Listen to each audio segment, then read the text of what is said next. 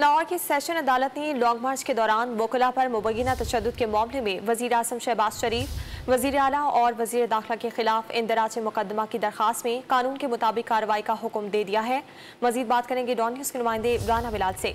बिलाल, बताएगा अदालत ने क्या अहकाम जारी किए हैं? जी देखिए, लाहौर की सेशन कोर्ट ने लॉन्ग मार्च के दौरान वकला पर मुबैना तशद्दुद के मामले में वज़ीर आज़म, वज़ीर आला और वफाकी वज़ीर दाखिला राना सनाउल्लाह समेत पुलिस अफसरान के खिलाफ इंदराज मुकदमा की दरख्वास्त पर पुलिस को कानून के मुताबिक कार्रवाई का हुक्म दिया है और अदालत ने SP सिटी इन्वेस्टिगेशन को हुक्म दिया है कि वो दरख्वास्त गुजार का बयान रिकॉर्ड करके कानून के मुताबिक जो कार्रवाई है वो अमल में लाए। ये इंदराज मुकदमा की जो इंसाफ लॉयर विंग के जो नायब सदर है उनकी जानिब से दायर की गई थी, जिसमें हमजा शहबाज और शहबाज शरीफ और वज़ीर दाखिला राना सनाउल्लाह और CCPO लाहौर DIG ऑपरेशन के खिलाफ मुकदमा दर्ज करने की इस्तदा की गई थी।